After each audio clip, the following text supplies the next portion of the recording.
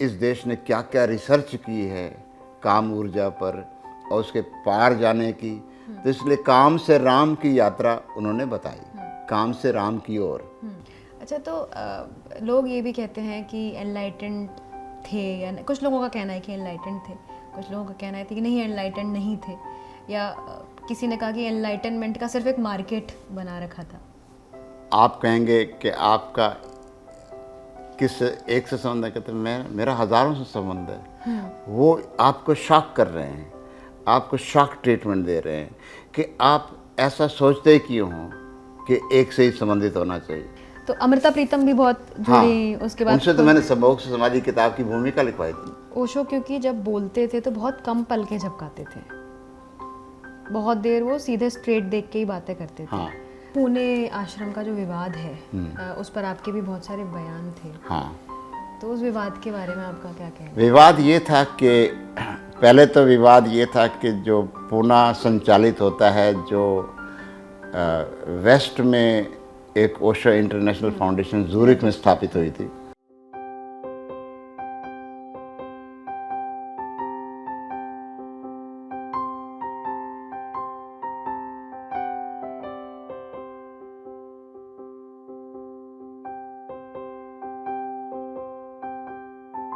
Never born, never died, only visited this planet Earth।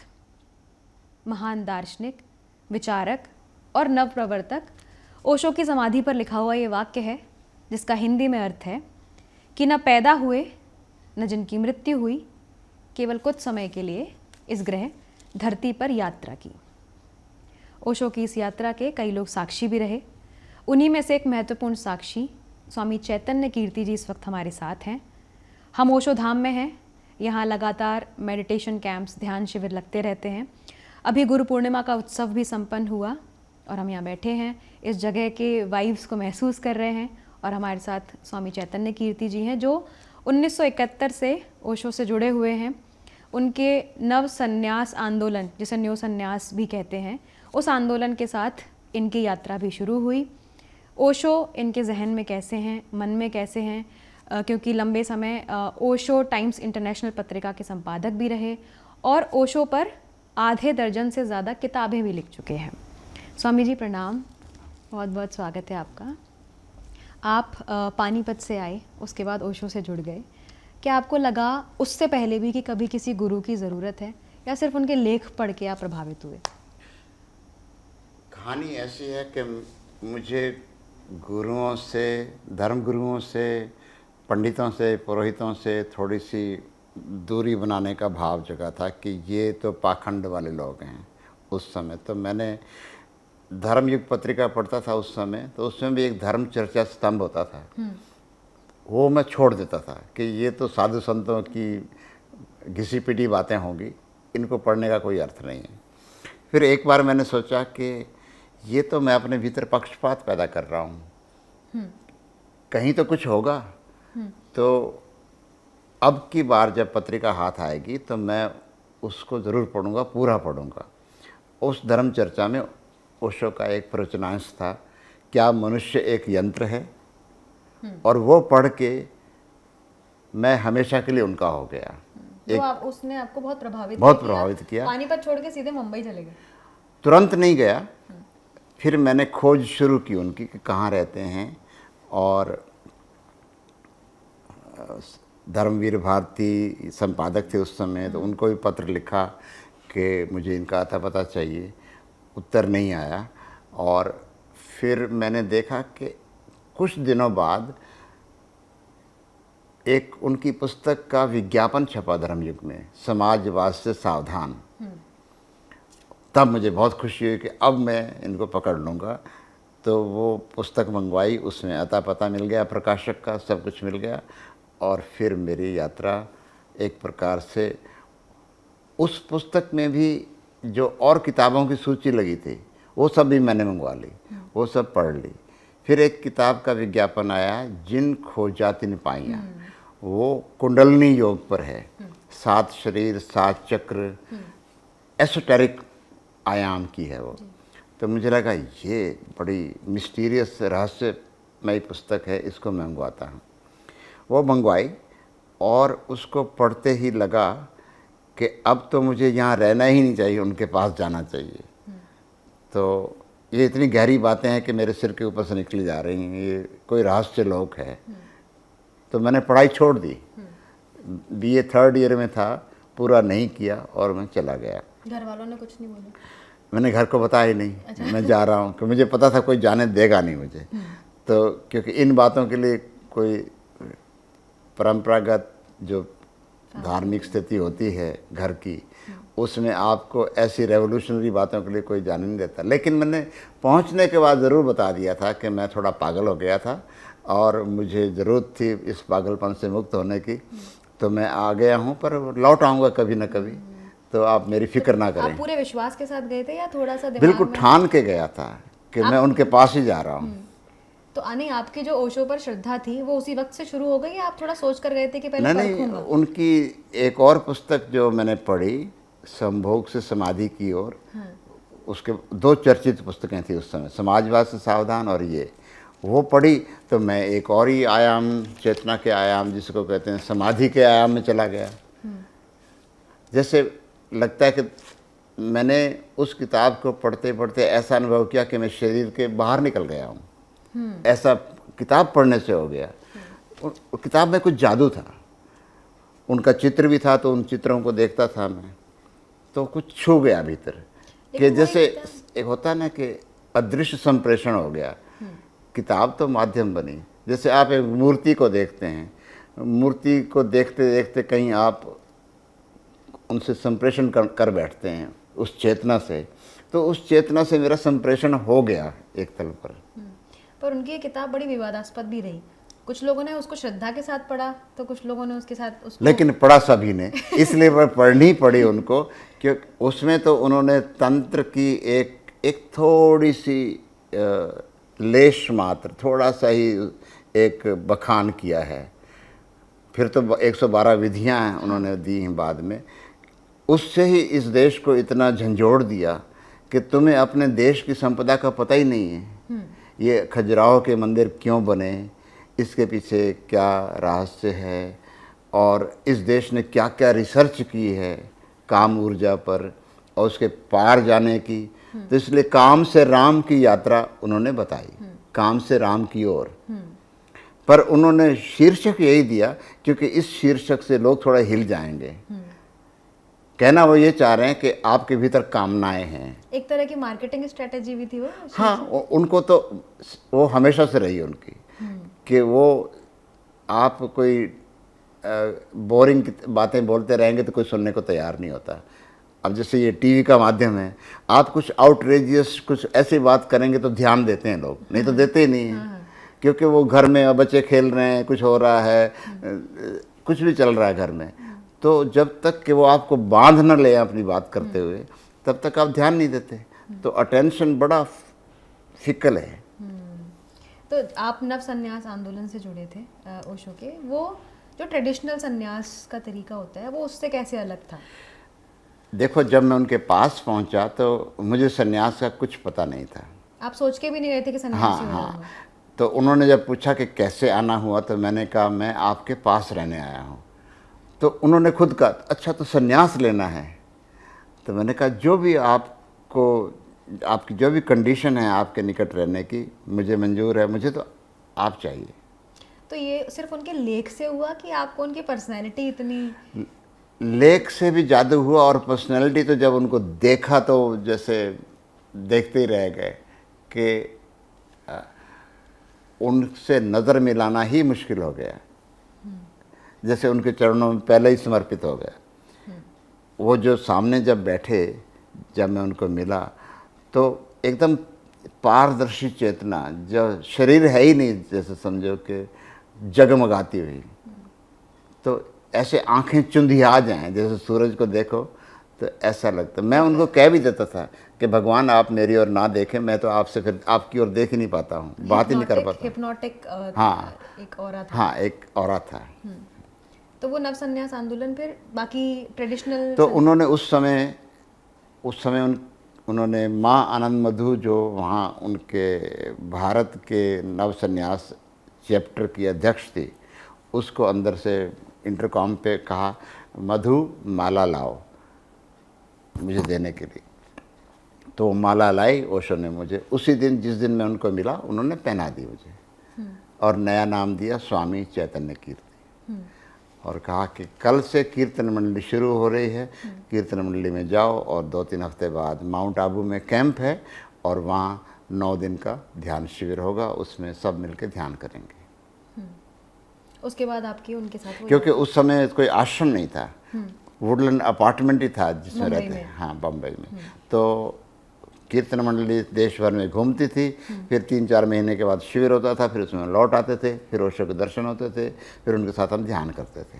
तो वहीं पर प्रश्न श्रृंखला वहाँ से भी चलती थी, हाँ, वुडलैंड अपार्टमेंट से। हाँ, वो वुडलैंड में ही ये विज्ञान भैरव तंत्र के सारे प्रवचन हुए हैं। उसके बाद वो पुणे गए, फिर पुणे में उन्हें और 21 मार्च 74 को हाँ। वो पुणे आ गए। तो जो प्रश्न श्रृंखलाएं होती थी, उनमें प्रश्न कैसे सिलेक्ट किए जाते थे कि ये कुछ सवाल हैं जिनके उत्तर? मुख्यतः तो पहले वो सूत्रों पर बोलते थे। ये जैसे शुरुआत के प्रवचन आप देखें तो एक शिव सूत्र पुस्तक है, हाँ।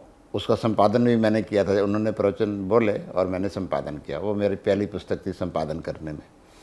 और ऐसे ही निर्वाण उपनिषद, ईशावास्य उपनिषद, महावीर सर्वसार उपनिषद, इस उपनिषदों पर माउंट आबू में कैंप होते थे, माथेरान में कैंप होते थे। फिर उन्होंने जब देश भर में, अहमदाबाद में, पुणे में गीता दर्शन पर बोलना शुरू किया तो 18 अध्याय वो बोले, और उसके भी 200 से ऊपर प्रवचन हैं, 220 हैं या 22 हैं ऐसे। फिर एस धम्मो सनातनो बुद्धा पर बोले हैं, श्रृंखला है पूरी। फिर अष्टावक्र है, और फिर सारे देश के जो हमारे रहस्यदर्शी हुए हैं उन सब पर बोले।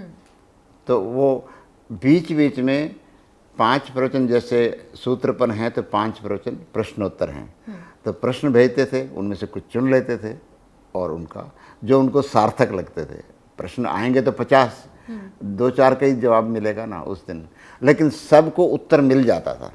ये बात है कि उन्होंने देख लिए ना प्रश्न, तो एक प्रकार से सभी संतृप्त होकर जाते थे कि उनको उत्तर मिल गया। लेकिन जो जैसे वीडियोस में भी हम अक्सर देखते हैं, जो उत्तर वो जिस तरीके से दे रहे हैं, उसमें वो कुछ कहानियाँ उनको याद आ रही है, कुछ उदाहरण वो पेश कर रहे हैं। तो इतना सारा जो ज्ञान था, कोई टीम बिठा रखी थी जो बैठ के रिसर्च करती हो, जो उनको बताती हो कि महावीर जी ने ये भी कहा, या अकेले का वो स्वाध्याय था?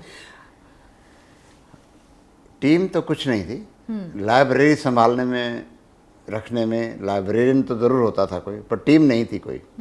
और उनको जो पुस्तक पढ़नी होती थी मंगवा लेते थे, और उन्होंने करीब 1.5 लाख पुस्तकें पढ़ी। हाँ, मेरा ये सवाल ये भी है कि अक्सर लोग कहते हैं कि 1.5 लाख किताबें पढ़ी। तो क्या एक संभव है ये ऐसा कि जो व्यक्ति 58 साल की उम्र थी उनकी जब उनकी मृत्यु हुई, तो 58 साल की उम्र तक 1.5 लाख किताबें पढ़ लेना? स्पीड रीडिंग, ऐसे जैसे होता है, आपने एक पन्ना खोला और देखा और पढ़ लिया, पन्ना खोला देखा और पढ़ लिया, मतलब पढ़ लिया यानी पूरा पन्ना ही दिखाई पड़ गया ना उसमें क्या है। और वहाँ मार्किंग भी की हुई किताबों पर, हर किताब पर, जैसे कोई ज़्यादा गहरा पॉइंट है, कोई कम गहरा पॉइंट है, तो वहाँ ब्लू, रेड, येलो इस तरह के मार्क लगे हुए हैं। और उसका फिर वो खुद एनालिसिस भी करते थे? हाँ। तो कोई टीम नहीं थी, वो इतना सारा खुद पढ़ने के बाद इतना सारा, वो तो पढ़ाने वाले क्यों किसी से टीम से हेल्प लेंगे, वो तो खुद ही पढ़ा। उसके पहले प्रोफेसर भी रह चुके हो। तो क्योंकि हम देखते हैं कि बहुत छोटी छोटी चीज़ों में जब लोगों को बोलना होता है तो वो लोगों को बिठाते हैं कि इसमें से 4-5 बिल्कुल नहीं, उनको कुछ नहीं चाहिए। अंततः वो शब्द तो जो सूत्र बोल रहे हैं वो तो एक ट्रिगर पॉइंट बनता है। जैसे एक सूत्र है, रसो वैसा या स्वधर्मे निधनम श्रेया। अब इसी बात पर वो आधा घंटा पूरा प्रवचन ही डालेंगे। हाँ, पूरा एक सूत्र पर ही, यानी उनका मस्तिष्क बहुत कमाल है। हाँ, तो वो और उसको समृद्ध कर देंगे उस आयाम को 1000 आयामों से। एकांगी दर्शन नहीं, सर्वांगीण है। कि कोई व्यक्ति जो एनलाइटेंड है वो कैसे पता चलता है कि एनलाइटेंड है या नहीं? ओशो के बारे में भी कहा जाता है, कुछ लोग कहते हैं कि एनलाइटेंड थे, कुछ लोग कहते हैं एनलाइटेंड नहीं थे, और कुछ कहते हैं कि उन्होंने एनलाइटनमेंट की मार्केट बनाई हुई थी। ओशो ने बनाने का काम नहीं किया, वो बने। कोई मार्केट बनाई नहीं, वो बनती गई। अब जैसे कोई सुगंध किसी के भीतर है तो वो अपने आप ही रास्ता ढूंढ लेती है पहुंचने का, उसको कोई रोका नहीं जा सकता। वो कहते थे कि मैं अपने कमरे में बैठा हूँ, अकेला व्यक्ति बैठा हूँ और पूरी दुनिया में तरंगे पहुँच जाती हैं, अज्ञात जगहों से लोग मेरे पास चले आते हैं। तो जहाँ कहीं भी किसी के भीतर आत्मान्वेषण की, आत्मबोध की भावना जगी है कि मैं अपने आप को जानूं, कोई भी सीकर होगा तो उस तक संदेश पहुंच जाता है बिना किसी सूचना के, बिना किसी न्यूज़लेटर के, ऐसे ही पहुंच जाता है कि जो आत्माएं होती हैं एक महान आत्मा को ढूंढ रही होती हैं जो उनको संतृप्त करते, उनकी यात्रा में सहयोगी बनेगा। और कुछ पूर्व जन्मों के संबंध भी होते हैं। तो उन्होंने एक आध प्रवचन में ऐसा भी बोला है कि आप यूं ही मेरे पास नहीं आ गए, पहले भी हम मिलते रहे हैं। तो एक आश्वासन था जिसको मैं पूरा कर रहा हूँ कि जब मेरे भीतर घटना घटेगी तो मैं तुम्हें खोज ही लूँगा। और शिष्य नहीं खोज पाता, गुरु ही खोजता अपने शिष्य को। ये जो रहस्यदर्शी लोग हैं, सूफी संत हैं, वो ये कहते हैं कि शिष्य नहीं ढूंढ पाएगा, खोज पाएगा, क्योंकि शिष्य के पास वो आँख ही नहीं है, गुरु ही ढूंढता है अपने शिष्य को। आप उनके साथ इतने लंबे समय रहे, वो अपने प्रवचनों में हालांकि ये बात बोल चुके हैं कि I will be a monk but not a celebrate monk. उनके साथ एक महिला भी रहती थी जिन्हें वो कहते थे कि वो उनकी पूर्व जन्म की प्रेमिका है। उनकी लव लाइफ कैसी थी? उसमें भी बहुत सारे कंट्रोवर्शियल स्टेटमेंट्स आते हैं। एक तो जैसा कि उनका ढंग है, वो आप कहेंगे कि आपका किस एक से संबंध है, कहते मेरा हज़ारों से संबंध है। वो आपको शॉक कर रहे हैं, आपको शॉक ट्रीटमेंट दे रहे हैं कि आप ऐसा सोचते क्यों हो कि एक से ही संबंधित होना चाहिए। और जब कृष्ण जैसा व्यक्ति 16,000 सखियाँ उसकी हो सकती हैं, पर हम कल्पना नहीं कर पाते ना, हम केवल सेक्स के लेवल की कल्पना करते हैं। तो प्रेम तो उदात्त भावना है, वो किसी से बंधा नहीं होता है। उसमें ब्रह्मचर्य है नहीं है ये विषय आता ही नहीं है। ये तो सांसारिक दृष्टि है जो इसको इस ढंग से देखती है कि इस स्त्री पुरुष का संबंधित होना यानी सेक्स आ गया विषय। ऐसा नहीं है।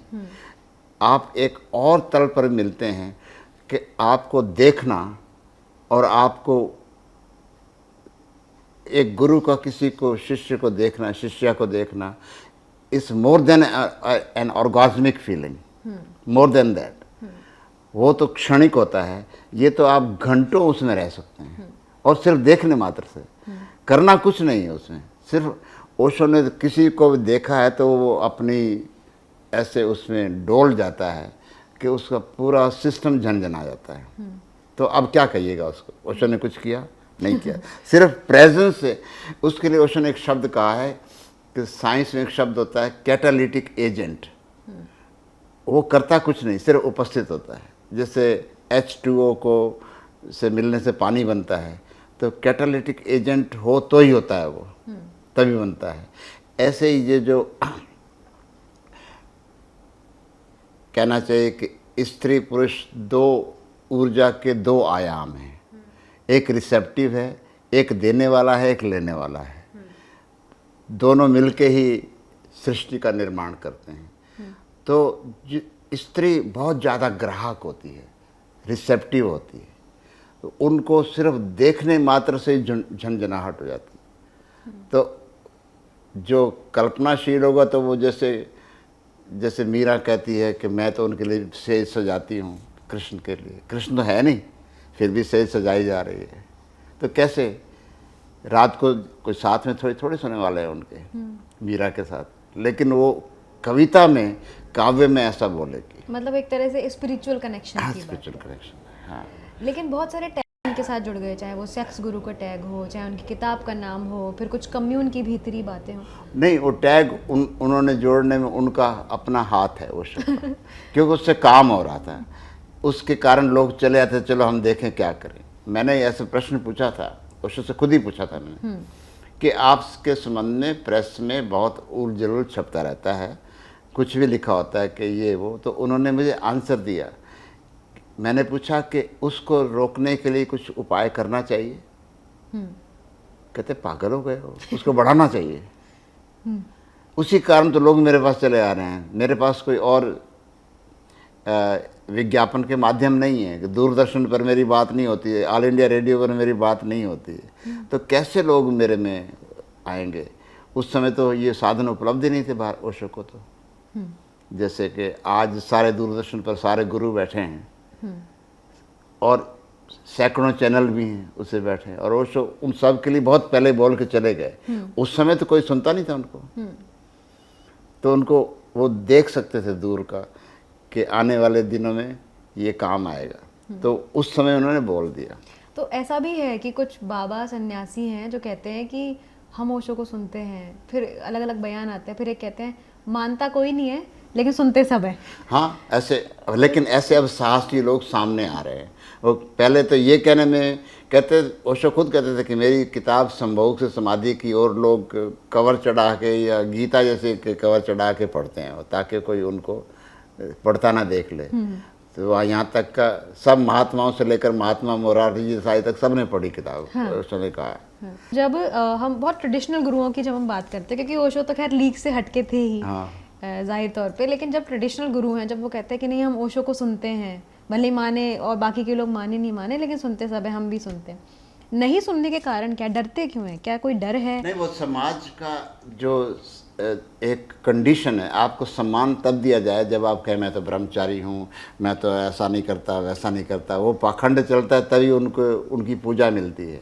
ट्रेडिशन में बहुत एक प्रकार से उनको लाभ होता है, इसलिए साथ खड़े भी नहीं हो सकते ओशो के, क्योंकि उनको पता है कि इस व्यक्ति को छूना, मतलब कोई प्रधानमंत्री हो जाएगा, अंदर से बहुत प्रेम करेगा। इंदिरा गांधी बहुत प्रेम करती थी ओशो को, लेकिन जहाँ उनको पता है कि अगर मैं इनके साथ खड़ी हो गई तो वोट चले गए मेरे, मुझे वोट नहीं मिलने वाले, सारे शंकराचार्य नाराज हो जाएंगे, वो सारे खिलाफ बोलेंगे, तो वो शंकराचार्य को जरूर मिलने चली जाती थी, ओशो को नहीं आएगी। लेकिन बहुत सारे ऐसे साहसी लोग हुए जो मिले, जैसे गोपाल दास नीरज की तस्वीर है। हाँ खन्ना तो खैर, हाँ बिल्कुल, उसकी भी मुझे याद है कि गोपाल दास नीरज जी का पत्र आया था कि मैं आना चाहता हूँ, और वो कहते भी थे बड़े गौरव से कि मैं ओशो की 10वां कार्बन कॉपी हूँ। 10 हाँ कार्बन कॉपी में, मतलब 10 कार्बन कापियाँ बनती हैं तो 10वां मैं हूँ। तो ऐसा वो खुद कहते थे और वो जगह जगह उनका उल्लेख करते थे। तो जब उनका पत्र आया तो मैंने ओशो के पास भेजा पत्र, तो उन्होंने कहा हाँ उनको बुलाओ, यहाँ कवि सम्मेलन होगा और इंदी वर्ग को बुलाओ और कल्याण जी भाई को बुलाओ। सबको बुलाया, सब आए, और सुरेंद्र शर्मा आए, आशकरण अटल आए और चक्रधर आए, सारे आए जो उस समय मनहर थे, कवि, व्यंग्य कवि जितने भी थे उस समय आए। तो अमृता प्रीतम भी बहुत, हाँ उसके बाद उनसे तो मैंने संभोग से समाधि किताब की भूमिका लिखवाई थी। मैंने कहा यही साहस कर सकती है भूमिका लिखने का, बाकी तो किसी में साथ तो दिखता उन्होंने है। कुछ कहा, फिर किताब पढ़ी होगी उसके बाद हाँ भूमिका लिखी, तो वो पहले ही पढ़ चुकी थी। उन्होंने कहा मुझे खुशी होगी किताब की भूमिका लिखने में। फिर उन्होंने जब ज्ञानी जैल सिंह और चंद्रशेखर ने उनकी पुस्तक और कैसेट के सेट एक ओमकार सतनाम जप जी पर ओशो बोले हैं तो लॉन्च किया, तो उस समय भी अमृता प्रीतम ने आके उसको पढ़ा अब ओशो के बारे में। फिर खुशवंत सिंह, हाँ खुशवंत सिंह तो वो तो वैसे भी बहुत परवाह करने वाले संपादक नहीं थे, तो इसलिए उनको दादा गुरु कहते हैं कि जर्नलिज्म में वो एकदम ओशो को मिलने आए, वुडलैंड में ही मिले और फिर कहने लगे कि मेरा कोई प्रश्न नहीं है। तो फिर ओशो ने कहा ठीक है, प्रश्न नहीं है तो फिर रहने देते हैं मिलना। नहीं है प्रश्न, मुझे मृत्यु से बहुत भय लगता है। फिर तो बस ऐसा उनको लगा कि ये तो बात ख़त्म हो गई अभी। तो फिर ऐसे पहले उन्होंने योग जॉय को भेजा था ओशो की फ़ोटो खींचने के लिए और कहा कि जो सुन रखा है कि वहाँ बड़े सेक्स के चित्र होंगे तो ले आना। अच्छा, वो कुछ सनसनी चाहते थे। हाँ, सनसनी चाहते थे। तो योग जॉय ने उत्तर दिया कि sorry, I have come here, I did not find anything like that. तो मैं आपको ये निरा मुंबई की बात है। हाँ, बम्बई की बात है। तो फिर वो खुद मिलने आए। तो लेकिन वहीं पर हरिशंकर परसाई लिख रहे थे, टॉर्च बेचने वाले। हाँ, हरिशंकर परसाई का भी सम्मान से उत्तर दिया। ओशो ने कहा कि होता है ना कि एक ही शहर में हैं और प्रतिभाशाली हैं, वो व्यक्ति भी बहुत अच्छे लिखते हैं, लेकिन उनको जो जो धारणाएं हैं, अब जबलपुर की धारणा है कि इनके ये तो साइकिल पे जाते हैं, अब इतना बड़ा गुरु साइकिल में क्यों जाएगा। तो ऐसे जो उनकी हर व्यक्ति के संबंध में धारणा होती है, फिर बाद में वो कहेंगे रोल्स रॉयस में क्यों जा रहा है। तो ओशो ने सब धारणाओं को तोड़ा, साधारण से साधारण भी रहे, एक चादर ओढ़ने वाले और फिर बहुत कलरफुल रोब पहनने वाले और 93 रोल्स रॉयस रखने वाले। तो वो उनकी अपेक्षाओं से तो कभी उन पूरे उतरने वाले हैं नहीं ओशो। और ओशो ने कभी परवाह नहीं की कि किसी की अपेक्षा पूरी करें। वो सिर्फ हमें झंझोड़ना चाहते थे, झकझोरना चाहते थे, ताकि हम जो बंधी बंधाई धारणाओं से खुलकर देखें। जीवन बहुआयामी है, एक आयाम नहीं है उसमें। इसलिए तो वो कहते हैं लीला है। कृष्ण ने कितनी लीलाएं की हैं ये बताने के लिए कि you have to have a non serious approach towards spirituality. कि ये जो गुरु, सीरियस अप्रोच, हाँ, non serious playful approach. Gorakhnath कहते हैं हसीबा खेलीबा धरीबा ध्यानम, हंसते खेलते ध्यान करो। क्योंकि ये जो धर्म की धारणा बड़ी उदास करने वाली हो जाती है, जैसे कहते हैं उदासीन संप्रदाय है। हाँ, उदासीन। हाँ, उदास करने वाली बातें बड़ी अपील करती हैं कि आप त्यागी हो गए, उदास हो गए। तो कहते परमात्मा ने इतना बड़ा सब रचना की है, किसके लिए की है? उसको जियो, भोगो, आनंद से रहो। तो हंसीबा खेलीबा धरीबा ध्यानम उनका सूत्र है। जब वो गोरख की बात कर रहे हैं, हसीबा खेलीबा धरीबा ध्यानम, फिर वो बुद्ध की देशना की भी बात कर रहे हैं, वीतराग की भी बात कर रहे हैं महावीर के, और कृष्ण की अनासक्ति की भी बात कर रहे हैं। लेकिन ये उनके प्रवचन थे। नारद भक्ति सूत्र में भी हाँ, उन्होंने महावीर सूत्र भी दिए, नारद भक्ति सूत्र दिए, शिव सूत्र भी दिए। हाँ। लेकिन खुद अपने व्यक्तिगत जीवन में जब वो प्रवचन नहीं दे रहे थे, तो किस तरह की जीवन शैली को प्रैक्टिस करते थे, या किस धर्म के ज़्यादा करीब थे? देखो, वो खुद ही उन्होंने कहा कि मैं धर्म नहीं धार्मिकता सिखाता हूँ। आप लेबल हटा दो। आप जो लेबल लगा देते हैं ना किसी पर कि यहाँ ये इस्लाम का लेबल है, इस बॉटल में क्रिश्चियनिटी का रस है, वो हटा दो। तो कभी पूजा पाठ या जो हम ट्रेडिशनल ना, उन्होंने उन चीज़ों को महत्व नहीं दिया। उन्होंने कहा कि जो भी है तुम प्रामाणिक रहो, तुम्हारी अपनी भावनाओं का सम्मान करो।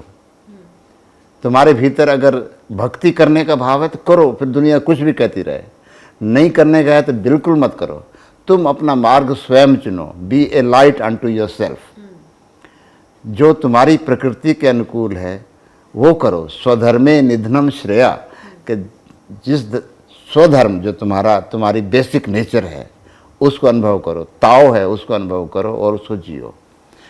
आपको कभी ऐसा लगा इतने सालों में कि वापस उस दुनिया में लौट जाऊं जहाँ से आया था, या हाँ, इस कम्यून को छोड़ दूं, ऐसा कभी लगा आपको? बिल्कुल नहीं।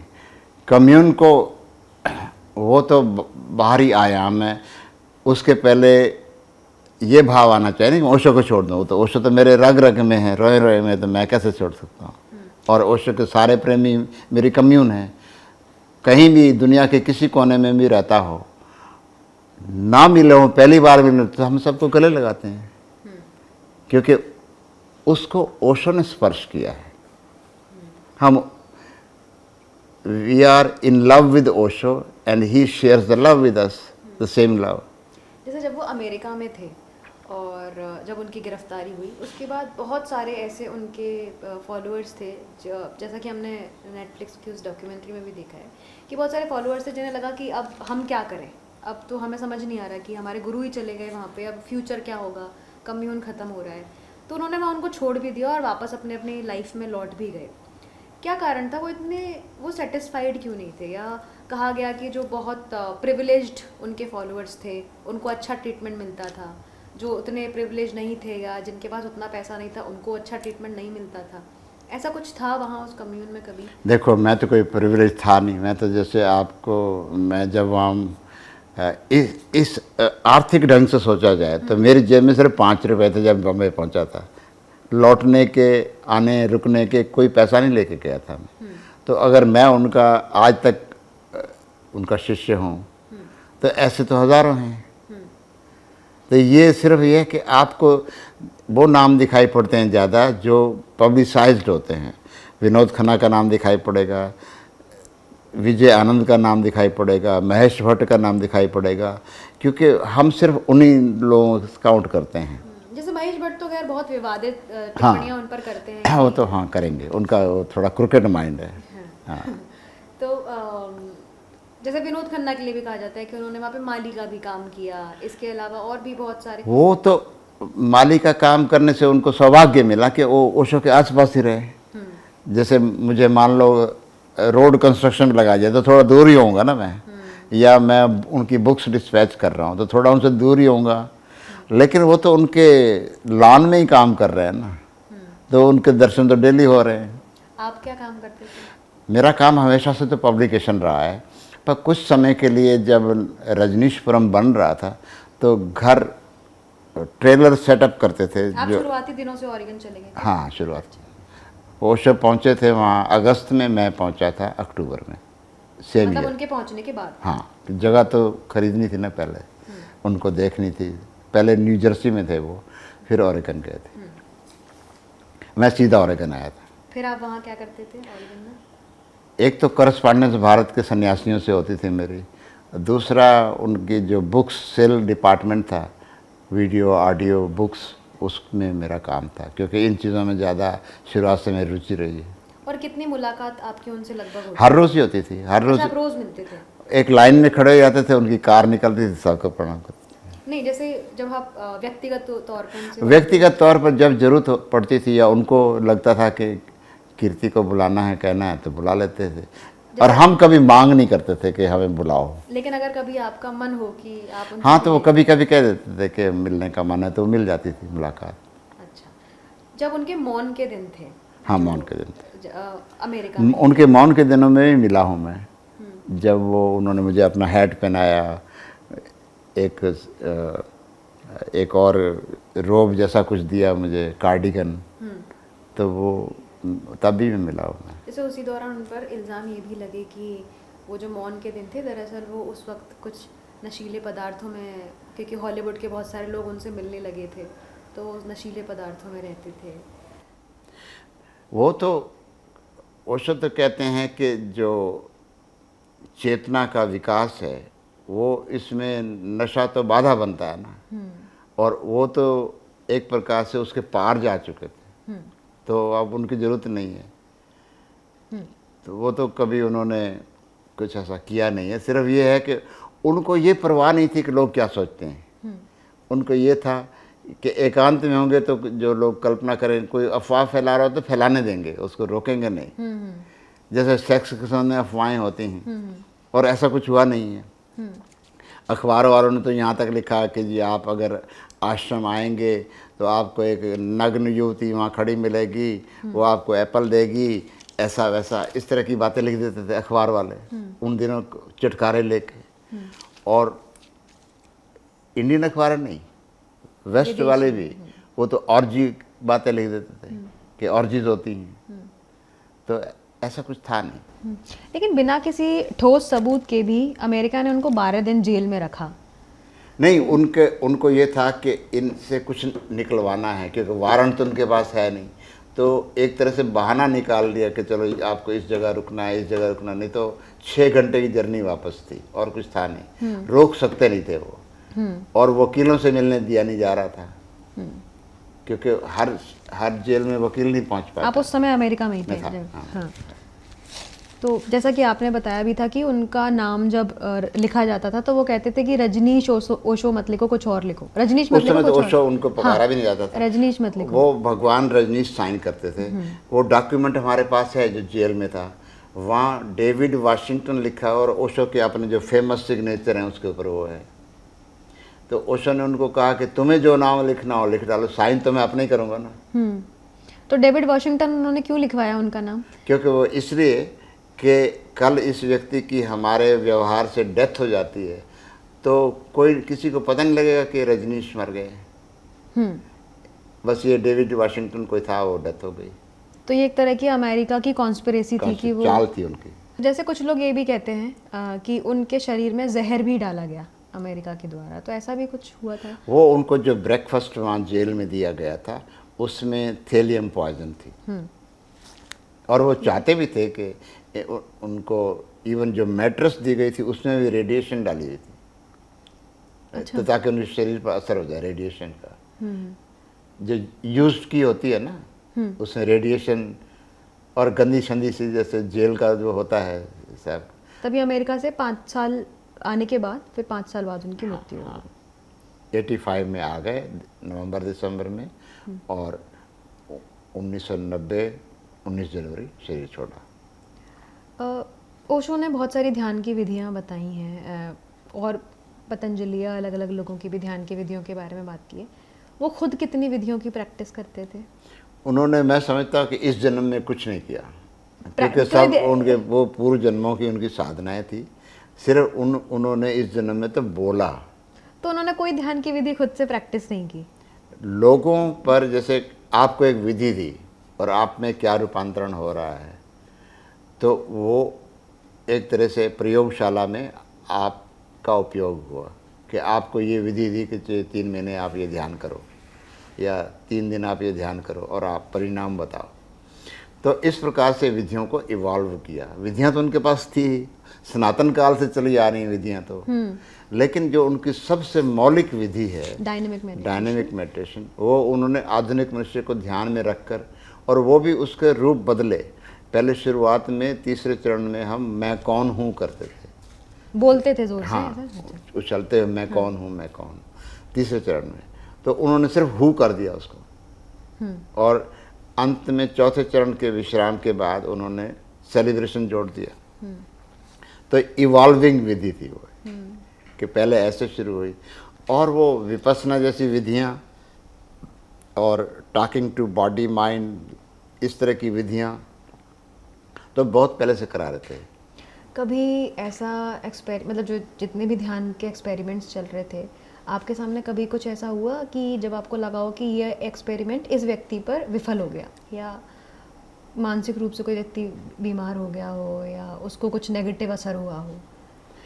नेगेटिव असर होने के कारण उसकी जो, जैसे मान लो वो कहीं ओशो से दूर चला गया है और फिर वो तरह तरह की घालमेल कर रहा है विधियों में, अपनी बुद्धि लड़ा रहा है उसमें कि, या उसको लालच पकड़ा है कि मैं जल्दी एनलाइटेंड हो जाऊं।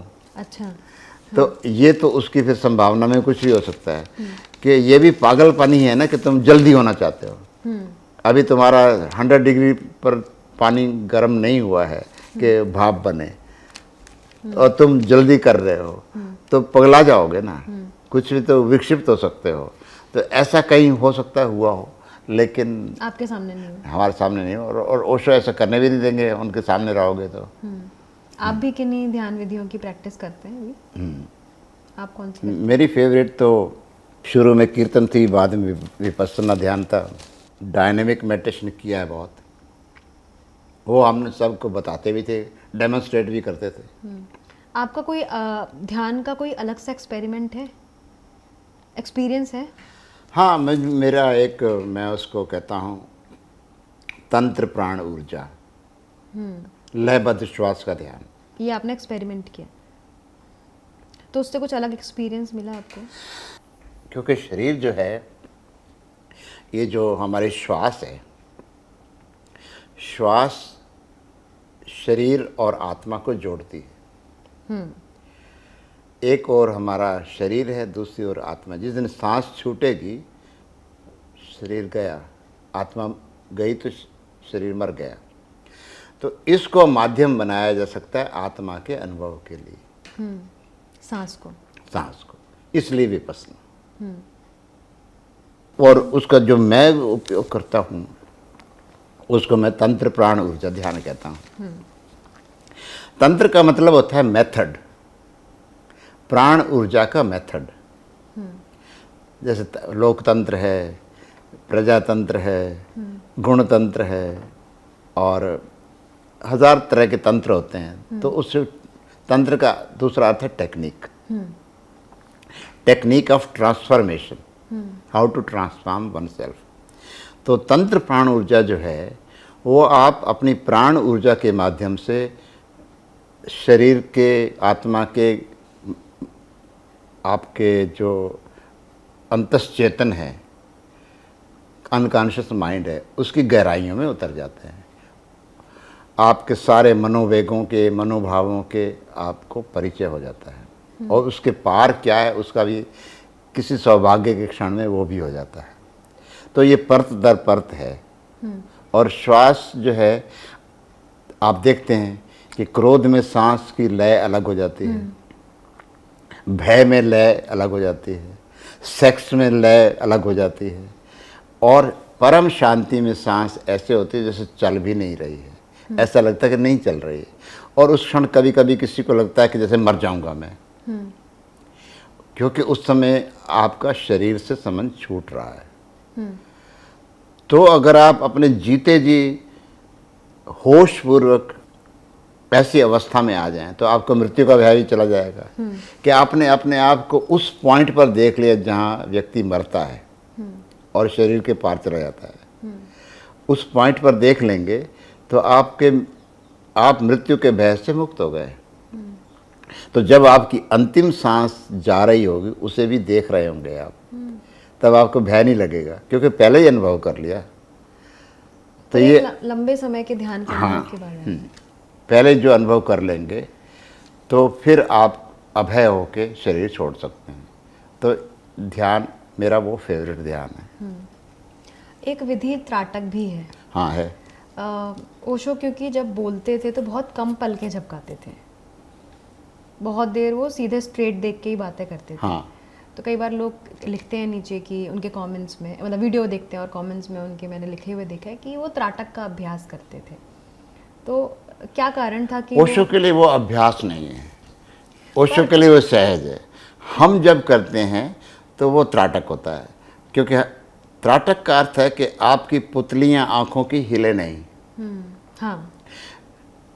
तब आप सीधा किसी चीज को लगातार देख सकते हैं। विचार आया कि पुतली झपक गई, आपकी पलकें झपकने लगी। विचार जैसे ही आता है झपकना शुरू हो जाता है। तो जब निर्विचार अवस्था होती है या जड़ता की अवस्था होती है, एक तो निर्विचार है, एक है आपने शराब पी ली, आपने कुछ भांग चरस ले ली, तो आप फिर जड़ता में आ गए। तो वो देखना तो सच में देखना नहीं है। लेकिन जो त्राटक की जिसने विधि की होगी तो वो एक ही पॉइंट पर लगातार देखता रहेगा और उसका निर्विचार होना संभव है। और वो 40 मिनट तक कर सकता है, और 40 मिनट से ज़्यादा नहीं करना चाहिए, और फिर आंख बंद करके अपने भीतर अनुभव करना चाहिए। अच्छा, 40 मिनट उस कोई भी विधि जो है, अधिकांश विधियां जो हैं, कि आपकी चेतना का जो गेयर है ना 40 मिनट में बदल जाता है। जैसे आपने क्लासरूम में देखते हैं कि आपका 40 मिनट का पीरियड होता है क्लासों में, वो खोज है। अच्छा, वो वैज्ञानिक कारण है। वैज्ञानिक कारण है कि आप 40 मिनट से ज़्यादा नहीं करिए, नहीं तो फिर 40 मिनट में अतिक्रमण हो जाता है उसका। अच्छा, मतलब हमारे मन के भाव, या फिर आप दूसरे गियर में चले जाते हैं। आप लगातार पत्रिकाओं के संपादन में रहे हैं, अभी तक भी करते हैं। आपको लगता है कि पुराना जो स्वरूप था पत्रिका का और आज का जो स्वरूप है वो बहुत बदल गया है? हाँ, हम तो जीवन प्रवाहमान है, हम बदलेंगे, सब कुछ बदलता रहेगा। हम पहले वो पेपर साइज़ में निकालते थे, टैबलॉइड साइज़ में, फिर उसको ये इंडिया टुडे वाले साइज़ में ले आए हम, क्योंकि दो अलग तरह के निकालते थे, फिर हमने उनको कंबाइन कर लिया। एक का नाम हमने संन्यास रखा हुआ था, एक का नाम रजनीश फाउंडेशन न्यूज़ लेटर रखा हुआ था, और एक हम ओशो दर्शन भी निकालते थे। फिर हमने एक डिस्कवर ओशो भी निकाली थी। तो ऐसे हमने तो उनका कंटेंट, जो भीतर का जो कंटेंट है उसमें भी कुछ बदलाव आया? कंटेंट का बदलाव तो ऐसा है कि थोड़ा सा बदलता है, जो हम वर्तमान की परिस्थितियां हैं उनके अनुसार हम प्रवचनांश रखते हैं। जैसे मान लो अभी चाइना और तिब्बत का झगड़ा हो रहा है, दलाई लामा का वर्ष रहता है, तो ओशो बोले हैं, उसके ऊपर भी बोले हैं, ओम मणि पद्मे होम किताब है, तो हम वो प्रवचन छापेंगे, लाएंगे, जिसमें, और जैसे इजराइल और अरब का युद्ध हो रहा है, ईरान का, तो ओशो उस पर भी बोले हैं, तो उन चीज़ों को हम ले आते हैं। मतलब जो भी चल रहा होता है उस हिसाब से आप अपना कंटेंट डिसाइड करते हैं। कम्यून का स्वरूप भी बदला है, या ओशो की जो टीचिंग थी, क्या उनके फॉलोअर्स जो आज हैं वो उस एसेंस को कैरी कर पा रहे हैं? क्योंकि कुछ विवाद तो बहुत सारे। ऐसा है कि ये बहुत स्वाभाविक है। ओशो इतने विषयों पर बोले हैं, इतने आयामों को हमारे सामने खोल के रखा है, और हर व्यक्ति की अपनी जो पसंद होती है वो होती है, और उसमें पूर्व के लोग और पश्चिम के लोग, पूर्व के लोग ज़्यादा हार्दिक हैं, पश्चिम के लोग ज़्यादा मानसिक अवस्था वाले होते हैं। क्या ज़्यादा अच्छा है? बौद्धिकता ज़्यादा है। तो ओशो तो संगम चाहते हैं दोनों का, पर वो एक एक्सट्रीम घटना है कि कभी हो। अभी तो दो अलग अलग स्ट्रीम में जीते हैं। एक भाव की दुनिया में जीता है, जैसे इस देश का है अतिथि देवो भव, वो सारे देशों का नहीं है। तो एक हमारी एक प्रकार से अलग साइकी है, उनकी अलग साइकी है। वो कमर्शियल में ज़्यादा विश्वास करते हैं। आप देख लो ट्रंप को, और देख लो मोदी का स्टाइल देख लो, उसमें ये है कि वो भारत के महर्षियों को, महात्माओं को, सबको महत्व देगा, ट्रंप किसी को नहीं देगा। तो ये है कि वो इस तरह के विभिन्न प्रकार के लोग ओशो के आसपास हैं, तो अपनी जाकी रही भावना जैसी वैसी वो स्थापना कर लेते हैं ओशो की। और एक प्रकार से ओशो की ओर से फ्रीडम है। ओशो स्वतंत्रता के पक्षधर थे। हाँ, पक्षधर थे, और हमेशा इंडिविजुअलिटी पर उन्होंने महत्व दिया, भीड़ को महत्व नहीं दिया है, कि तुम्हें जो इंडिविजुअली पसंद आता है वो करो। वही जो उनका सूत्र है कृष्ण भगवान का, कि स्वधर्मे निधनम श्रेया, अपने धर्म में जियो, स्वधर्म में जियो। भिखारी हो या तो भी तुम अपने उसमें जियो, कुछ मूल्य चुकाना पड़े चुकाओ, लेकिन अपने प्रति प्रामाणिक रहो, ईमानदार रहो। लेकिन जो पुणे आश्रम का जो विवाद है, उस पर आपके भी बहुत सारे बयान थे। हाँ, तो उस विवाद के बारे में आपका क्या कहना है? विवाद ये था कि पहले तो विवाद ये था कि जो पूना संचालित होता है, जो वेस्ट में एक ओशो इंटरनेशनल फाउंडेशन जूरिक में स्थापित हुई थी, उसके जो 4-5 लोग हैं वो उसको कंट्रोल करते रहे हैं, और सभी को कॉपीराइट ट्रेडमार्क के अंतर्गत वो लपेटते रहे हैं। उन्होंने इंटेलेक्चुअल प्रॉपर्टी का हाँ, इंटेलेक्चुअल प्रॉपर्टी उन्होंने अपनी सारी, ओशो की तो 60-70 भाषाओं में अनुवाद हुआ है, किताबें छपती हैं दुनिया भर में, तो वो रॉयल्टी पूना तो आती नहीं है। लेकिन वेबसाइट वो चलाते हैं, osho.com या कुछ चलाते हैं, तो पूना से उसको खर्चा मिलता है। और अभी तो वो पूना की ज़मीन को बेच रहे थे। हाँ, जिसका नाम बाशो है, स्विमिंग पूल है। तो अमर उजाला ने काफ़ी उसकी रिपोर्टिंग की थी, और वो बेचकर, ये बहाना था कि अब कम्यून में बहुत लोग आते नहीं हैं, तो उसके कारण खर्चा निकालना मुश्किल है, तो ये था। पर जब चैरिटी कमिश्नर के सामने वो विवाद दोनों पक्षों का हुआ, तो चैरिटी कमिश्नर ने देखा कि वो जो बात है सच नहीं है, उनके पास पर्याप्त पैसा था चलाए रखने के लिए, कोविड का बहाना था। आपने उसके लिए लेटर भी लिखा था प्रधानमंत्री? हाँ, प्रधानमंत्री को पत्र भी लिखा था, और प्रधानमंत्री की ओर से ये उत्तर मिला था कि चलो इस बात को चैरिटी कमिश्नर देख रहे हैं। अच्छा, उनका उत्तर आ गया था? मुझे इनडायरेक्टली किसी से पता लगा था। अच्छा। कि जो जैसे पहुंचाने जाते हैं कोई, तो ये है कि वो फिर कोर्ट में चलता रहा मामला। कोर्ट में, हाई कोर्ट में भी हार गए, और कोर्ट ने कहा नहीं, बाशो के बिकने की ज़रूरत नहीं है। और फिर वो सुप्रीम कोर्ट आए, और उन्होंने जो वहाँ तक आते आते जो बजाज से डील किया था, 50 करोड़ एडवांस लिए थे, वो वापस भी कर दिए। तो वहाँ तक तो हमें सफलता मिली। लेकिन उसका दूसरा पहलू ये था कि ये लोग जो गड़बड़ करते रहे हैं अकाउंट्स में, उनका ऑडिट दोबारा होना चाहिए। तो वो भी हमारा फरमान नहीं था, वो चैरिटी कमिश्नर ने ही कहा था कि अगर 2 साल 3 साल के अकाउंट्स में ये त्रुटियां हैं तो और भी होंगी तो 15 साल का होना चाहिए। और वो 15 साल का ऑडिट ना हो, इसके लिए सुप्रीम कोर्ट जा रहे हैं। अभी हमारी डेट 25 जुलाई को है। अच्छा, फिर से अभी? हाँ, वो पक्ष रह गया है, लेकिन ज़मीन बिकना रह गया। वो इस मामले में हमें सफलता मिली कि हम नहीं चाहते, वो ओशो तो चाहते कि उनका कम्यून विस्तृत हो और हज़ारों लोग आएं।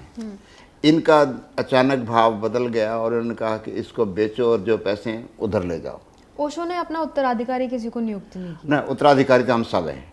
उन्होंने कहा कि ऑल आर, जो आप आज संन्यास लेते हैं तो आप भी उत्तराधिकारी हैं। तो ऐसा ओशो तो, जो ओशो को प्रेम करता है वो उत्तराधिकारी। ओशो को ऐसे कोई ऐसे भाई बहन इस तरह का उत्तराधिकार नहीं था। तब ओशो के नाम पर एक जब फाउंडेशन रजिस्टर हो गई और वो उनकी इंटेलेक्चुअल प्रॉपर्टी का अधिकार रखते हैं, हाँ, तो वो तो रॉयल्टी फ्री ही होनी चाहिए और कॉपीराइट फ्री भी। हाँ, तो वो अभी तक उसकी रॉयल्टी लेते रहे हैं। हाँ, हाँ, और वहाँ सारा धन इकट्ठा करते रहे हैं, पर उसका कोई हमें पता नहीं कि कितना किया, क्या किया, भारत में क्यों नहीं आया वो। तो हम तो चाहते थे कि भारत ही हेडक्वार्टर है। उन्होंने शरीर वहाँ छोड़ा, उन्होंने प्रवचन अंतिम 3 साल यहीं दिए, उसके पहले लंबे समय तक यहीं रहे। तो कैसे कोई विदेश में एक फॉरवर्डिंग एड्रेस पर अपना हेडक्वार्टर बना लेता है? ये जो फाउंडेशन बना, ये ओशो की मृत्यु के बाद बना? हाँ, जो ज़्यूरिख में? हाँ, बिल्कुल 94-95 के आसपास बनी है। 4-5 साल बाद बनी है। लेकिन ये लोग जो प्लानिंग करते हैं ना, वो बहुत एडवांस कर रहे होते हैं। एडवांस में कि आने वाले 10 साल में क्या करेंगे, वो हमें पता भी नहीं रहता कि क्या करने वाले हैं। जब इस तरह की घटनाएं होती हैं तो आपको ऐसा लगता है कि कहीं ना कहीं जो ओशो सिखाना चाह रहे थे वो हम खो रहे हैं? लेकिन वो तो गिने चुने लोग हैं जिनको, लेकिन जो वास्ट मेजॉरिटी है ओशो लवर्स की, उनको इन चीज़ों से कोई लेना देना नहीं होता। वास्ट मेजॉरिटी तो ओशो को प्रेम करती है, और आप करते हैं, दूसरा करता है, वो तो उस संपदा से आनंदित होता है जो ओशो ने दी है। उनको कहाँ पड़ी है इन बातों की कि कौन का शासन कर रहा है, क्या हो रहा है। पर यह है कि जहाँ ओशो रहे उस स्थान को हम बुद्ध क्षेत्र कहते हैं, बुद्धा फील्ड कहते हैं, वो इंटैक्ट रहना चाहिए वहाँ। अब जैसे आज तक बोध गया जो है, लोग जाते हैं 2500 साल बाद, 2600 साल बाद जा ही रहे हैं ना वहाँ पर, क्योंकि उनको कुछ मिलता है वहाँ पर। ऐसे ओशो के स्थान पर ऐसे यूं ही कोई आके बेच डाले और चला जाए और हम उसके कुछ ना करें, ये तो अशोभनीय बात होगी ना, शिष्यत्व की बात नहीं है। ओशो के जो सन्यासी हैं, उनका जो शेड्यूल है वो बाकी के लोगों से कैसे अलग होता है? उनकी दिनचर्या में क्या विशेष है, ख़ास है? क्योंकि आप तो बहुत लंबे समय से अब उसका हिस्सा ही हैं। देखो, ओशो ने वैसे सन्यास को संसार से अलग नहीं किया है। उन्होंने कहा अगर आप जर्नलिस्ट हैं तो आप जर्नलिस्ट बने रहिए, अगर आप संपादक हैं तो बने रहिए, लेखक हैं बने रहिए, अगर आप व्यापारी हैं तो बने रहिए, पर उसमें एक अवेयरनेस का एंगल जोड़ दो, उसकी ऑथेंटिसिटी होगी, फिर वो ऑथेंटिक होगा। फिर वो जब आप अवेयरनेस के साथ करते हैं, अवेयरनेस में गलती नहीं होती है। और उन्होंने 2 बातों में जो बहुत शुरू से मैं कहता रहा हूँ कि ओशो ने क्या मनुष्य एक यंत्र है में कहा था कि रिएक्शन जो होता है हमारा अनकॉन्शियस होता है। ऐसे ही होता है यांत्रिक, जैसे यहाँ बटन प्रेस किया और पंखा चल पड़ा। और रिस्पांस जो होता है वो अवेयरनेस के साथ होता है। तो there is a difference between reaction and response. प्रतिक्रिया और प्रतिसंवेदन अलग बातें हैं। तो आप प्रतिक्रिया को छोड़कर प्रतिसंवेदन में आए और ऑटोमेटिक लाइफ जो है ना उसको छोड़ें। कि किसी ने आपकी प्रशंसा कर दी, आप बहुत खुश हो गए, किसी ने आपको गाली दी और आप तुरंत नाराज हो गए, तो ये दूसरे ने आप पर मालकियत कर ली। आपकी अपनी मालकियत नहीं है। तो स्वामी का अर्थ है जो अपना मालिक स्वयं है, वो तय करेगा कि मुझे क्या रिस्पांस देना है। एक सवाल और है मेरा कि ओशो जब आप उनसे मिले थे तो उस वक्त वो रजनीश थे, आचार्य रजनीश, फिर वो भगवान हुए, फिर अंतिम समय में ओशो। तो इतने नाम उन्होंने क्यों बदले? देखो, मेरे जाने के पहले ही उनका नाम भगवान श्री रजनीश हो चुका था। मैं गया हूँ उनके पास 4 सितंबर 1971 को। और उन्होंने ओशो नव संन्यास आंदोलन शुरू किया था मनाली में 26 सितंबर 1970 को। तो 1 साल पहले शुरू किया था। तब तक जब मैं पहुंचा करीब 500 लोग सन्यासी हो चुके थे। 495 ऐसा कुछ नंबर था मेरा। तो उन्होंने जिस समय सन्यास आंदोलन शुरू किया, तो उससे पहले हमेशा प्रवचनों में कहा करते थे कि मैं अंत में आपके भीतर बैठे परमात्मा को प्रणाम करता हूँ, मेरे प्रणाम स्वीकार करें। तो उन्होंने कहा कि जब सब में ही भगवान है तो मैं अपने आप को भगवान कहलाना पसंद करूँगा। तो क्योंकि मैं तुम में भगवान देखता हूँ, तुम मेरे में भगवान देखते हो। उसके बाद कई लोगों में इस बात की चर्चा भी हुई कि ये अपने आप को भगवान कह रहे हैं। हाँ, तो और खुश भी हुए थे। तो ओशो ने कहा कि और कौन रिकॉग्नाइज करेगा, मैं अपने भीतर रियलाइज नहीं करूँगा तो आप थोड़ी रियलाइज कराएंगे, मैं ही करता हूँ ना, जो बोध मुझे हुआ है। देखो, ये विसंगतियाँ ऐसी लगती हैं कि Gautam Buddha the most godless yet the most godly, उनके बारे में कहा जाता है। वो उन्होंने ईश्वर ये सब प्रश्न के उत्तर ही नहीं दिए, आत्मा परमात्मा की बात ही नहीं की कभी। वो तो जीवन दुख है, दुख से छुटकारे का उपाय है और छुटकारे की अवस्था है। ये 4 पॉइंट्स बना दिए। वो परमात्मा आत्मा परमात्मा की बातों में गए ही नहीं, कभी नहीं गए, फिर भी हम उनको भगवान कहते हैं। जब आप ऐसे व्यक्ति को भगवान कहते हो जो आत्मा में मानता नहीं है, परमात्मा में मानता नहीं है, तो कैसे हो गया वो? उसका अर्थ होता है कि जिसने अपने भीतर ही भगवत्ता का अनुभव कर लिया वो भगवान है, जिसने नहीं किया वो नहीं है। कि you have to create soul within yourself to realise it, to feel it, to experience it, only then you can say अहम ब्रह्मास्मि। सारे ऋषि मुनि कहते रहे अहम ब्रह्मास्मि। ब्रह्म यानी क्या? भगवान। हाँ, वो ये ठीक वैसे ही जैसे सूफीज में भी कहा जाता हाँ, है। अनल हक। हाँ। लेकिन जब ओशो बात कर रहे हैं, प्रवचन कर रहे हैं, तो वो बहुत गहराई से बोल रहे हैं, या जब वो अपने सन्यासियों से बात कर रहे हैं तो वो अलग तरह से बात कर रहे हैं, जब वो रिपोर्टर से बात कर रहे हैं तो वो अलग तरह कैसे बात कर रहे हैं, लेकिन जब वो शीला के बारे में बात कर रहे हैं तो बहुत गुस्से में हैं। तो उनके भीतर अभी हम जैसे रिस्पॉन्स और रिएक्शन की बात कर रहे थे, आपको लगा कि वो रिस्पॉन्स नहीं था, रिएक्शन था जब वो शीला के लिए? रिएक्शन तो कभी किया नहीं उन्होंने वो जो भी बोला है वो पूरी सुविचारित ढंग से बोला, सजगता से बोला है और इंस्टेंटली बोला है कि उसको ऐसा नहीं कि सोच के बताऊंगा, ऐसा कभी नहीं हुआ। जो उनके he is authentic to the moment, उस समय किसके प्रति क्या भाव है वो कह देते हैं, तुरंत कह देते हैं। यहाँ तक कहते शी इज़ ए बिच। हाँ, ये तो आप कहते ही हैं ना कि तो एंड वो हंसते हुए भी कह देते कि I am surrounded by some bitches. तो ये अमेरिका में रहते हुए शब्दावली थोड़ी यूज़ हुई और जानबूझ के की है, क्योंकि वो सुनना ही यही चाहते हैं। उनकी लैंग्वेज में ये आम बात है अमेरिका में, किसी को बिच कहना, यू सन ऑफ ए बिच। तो ऐसे ही बात करते करते दोस्तों में हो जाता है। तो अमेरिका से वापस आने के बाद उन्होंने कभी वहाँ के कुछ एक्सपीरियंस आपके साथ शेयर किए कि? वो तो प्रवचनों में सारे बताए उन्होंने। नहीं, कभी किताबें हैं, लास्ट टेस्टामेंट किताबें हैं। हाँ। उन्होंने बोले हैं। अलग से कभी बैठकर कुछ अपने? वो हम सबके सामने ही बोल रहे होते थे ना, उनका प्रवचन कोई एक व्यक्ति के सामने तो नहीं होता था, सबके सामने बोल रहे होते थे। शाकाहारी थे बाकी? शाकाहारी। और व्यक्तिगत रूप से कैसे रहते थे? कुछ ऐसी चीज़ें जो मीडिया के सामने नहीं है या किताबों में नहीं है या उनके प्रवचनों में नहीं है, कुछ ऐसे अनुभव आपके साथ? मेरे साथ तो एक प्रकार से जो उनका संवाद होता था वो प्रकाशन संबंधी होता था, जो किताबें प्रकाशित हो रही हैं या प्रेस में क्या आ रहा है।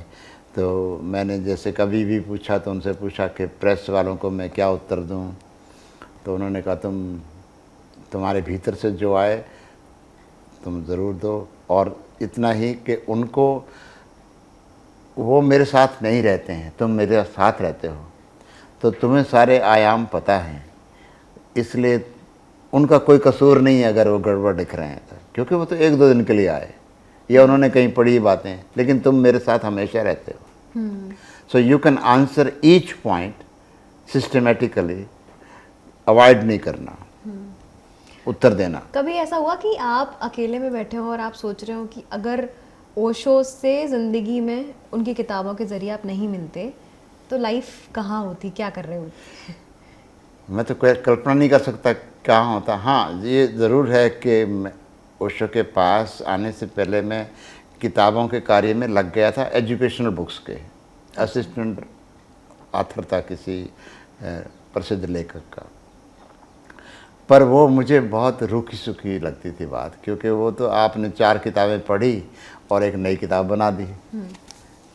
जो टेक्स्ट बुक्स की गाइड बुक्स होती हैं जैसे, हाँ। ऐसे MBD बुक्स, वो मैं MBD बुक्स में था। तो इस तरह की बुक्स मैंने लिखी थी उस समय।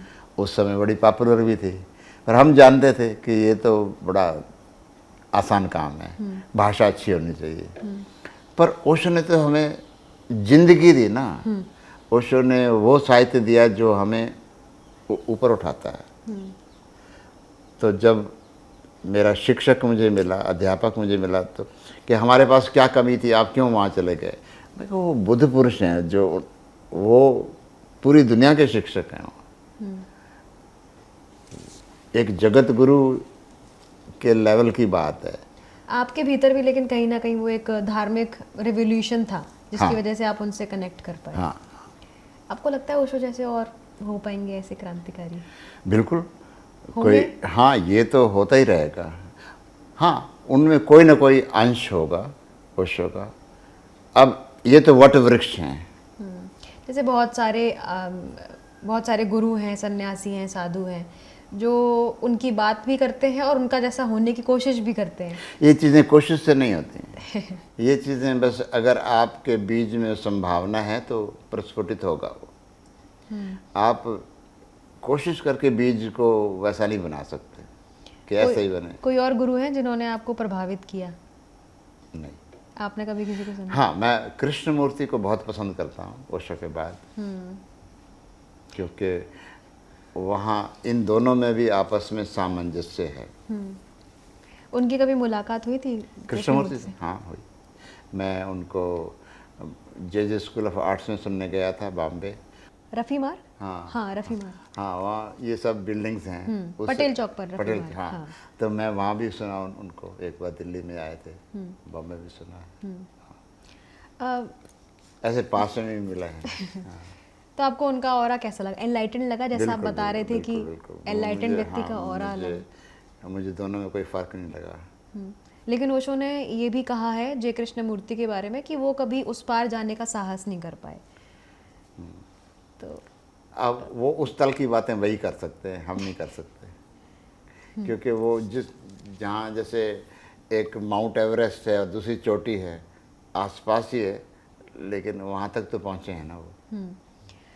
ओशो जैसे जो क्रांतिकारी हैं, उन्होंने अपने विचारों से क्रांति भी लाने की कोशिश भी की। बहुत सारे लोग उनसे जुड़े और सोशल मीडिया पे भी आपने भी देखा होगा कि किस तरह उनके रील्स लगातार वायरल होते हैं, रिबेल पैदा करते हैं वो लोगों के भीतर। लेकिन फिर भी एक ट्रेडिशनल इंडियन सोसाइटी है ना, वो ओशो से थोड़ा डरती भी है, थोड़ा भागती भी है। हर जो चेतना के जिस तल पर जी रहा है ना, वो अपने समय लेगा, वो अपना समय लेगा। जैसे होते हैं क्लास में कुछ स्टूडेंट फिसड्डी होते हैं, कुछ बहुत ब्राइट होते हैं, तो अब वो सारे ही हैं ना, तो उनको अपना अपना टाइम लगेगा। तो कोई 100 में से 90 मार्क लेके आता है, कोई 94 लेके आता है, कोई 60-50 ऐसे चलता रहता है। तो इतने जब चेतना का जहाँ जितना विकास हुआ है उतना ही अधिकारी हो पाएगा उसका। लेकिन ट्रेडिशनल सोसाइटी फिर भी क्योंकि भागती है, तो ओशो जिस तरह के सोसाइटी की कल्पना कर रहे थे, आपको लगता है वो कभी भी पॉसिबल हो पाएगा? इसे ओशो तो क्लियरली कहते हैं कि रेवोल्यूशन तो इंडिविजुअल में ही होती, भीड़ कभी रूपांतरित नहीं होती।